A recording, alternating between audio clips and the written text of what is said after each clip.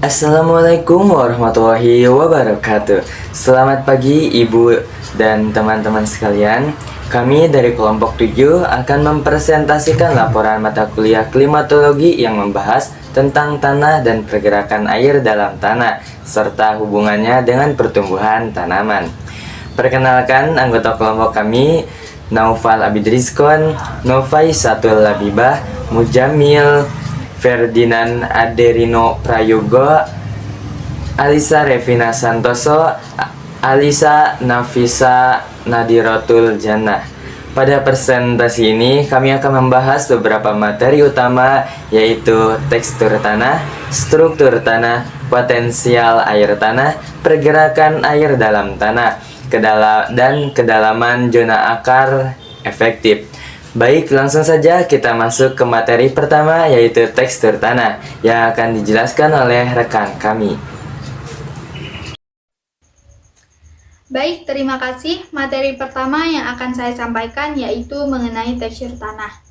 Tekstur tanah merupakan perbandingan antara pasir, lumpur, dan juga lempung, di mana tekstur tersebut sangat mempengaruhi kemampuan tanah dalam menyimpan dan menyediakan air untuk kebutuhan tanaman. Pada tanah berpasir, tanah lempung, tanah liat, dan tanah organik memiliki karakter yang berbeda di setiap jenis partikelnya. Yang pertama, tanah berpasir yang memiliki tekstur kasar sehingga air akan mudah meresap atau turun. Yang kedua, tanah lempung yang memiliki keseimbangan antara daya simpan dan aerasi. Yang ketiga, tanah liat yang bertekstur halus dan mampu menahan air yang lebih banyak. Yang keempat, tanah organik yang kaya akan bahan organik sehingga baik untuk kesuburan. Selain itu, kelembapan tanah juga dibagi menjadi beberapa kondisi: kering, sedikit lembab, lembab, dan jenuh air. Yang pertama, kering. Kondisi tanah yang menyimpan air sangat sedikit. Ini yang kedua, sedikit lembab, di mana kondisi tanah sudah mulai cukup tersedia air.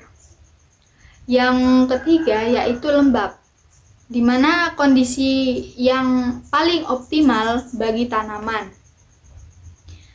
Dan yang keempat, jenuh air yang justru kurang baik karena aerasi akar berkurang. Jadi, tekstur tanah sangat menentukan ketersediaan air untuk pertumbuhan tanaman. Selanjutnya, materi akan dilanjutkan mengenai struktur tanah. Baik, di sini saya akan menjelaskan tentang struktur tanah. Struktur tanah adalah susunan partikel yang membentuk agregat alami yang memengaruhi pergerakan air dan udara, perkembangan akar, serta ketersediaan unsur hara. Jenis struktur tanah yang baik untuk tanaman antara lain yaitu struktur remah atau gembur, gumpal atau bloki, dan prismatik. Sedangkan struktur tanah yang kurang baik yaitu lempeng, masif, dan butir tunggal. Selain itu, terdapat ruang pori tanah yang menentukan pergerakan air dan udara. Tanah berpasir memiliki pori besar sehingga air cepat meresap, sedangkan tanah liat memiliki pori kecil sehingga air lebih tertahan. Struktur tanah dapat memperbaiki melalui penambahan bahan organik, olah tanah, konservasi, perbaikan drainase, dan rotasi tanaman. Selanjutnya akan dijelaskan mengenai potensial air tanah. Terima kasih. Di sini saya akan menjelaskan potensial air tanah. Potensial air tanah adalah energi air di dalam tanah yang menentukan arah pergerakan air dan kemudahan air diserap oleh tanaman. Potensial air tanah terdiri dari 4 komponen utama, yaitu yang pertama, potensial matriks, yaitu gaya tarik partikel tanah terhadap air sehingga air tertahan dan lebih sulit diserap tanaman. Yang kedua, potensial zat terlarut yang dipengaruhi oleh kandungan garam dalam tanah. Semakin banyak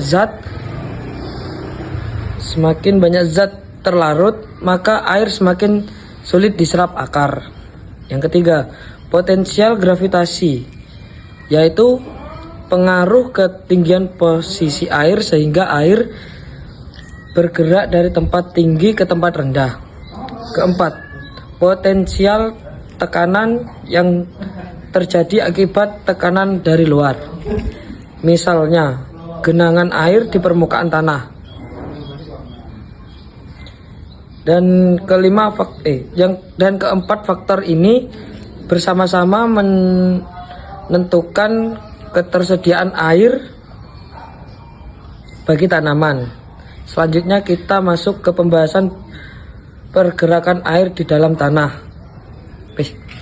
Di sini saya akan menjelaskan tentang pergerakan air dalam tanah. Pergerakan air dalam tanah itu merupakan proses masuknya air, bergeraknya air, hingga berkurangnya air di dalam tanah. Air dapat masuk melalui pori-pori tanah, retakan, lubang akar, dan rongga tanah. Proses ini meliputi beberapa tahapan. Yang pertama adalah infiltrasi. Apa sih infiltrasi itu? Infiltrasi itu adalah masuknya air ke dalam tanah yang dipengaruhi oleh kandungan air tanah, pemadatan tanah, dan bahan organik. Yang kedua adalah perkolasi. Apa sih perkolasi? Perkolasi itu gerakan air menuju lapisan tanah yang lebih dalam. Jika melewati zona akar, air tidak lagi dapat dimanfaatkan tanaman. Yang ketiga adalah limpasan permukaan, yaitu air yang tidak meresap dan mengalir di permukaan tanah sehingga tidak tersedia bagi tanaman.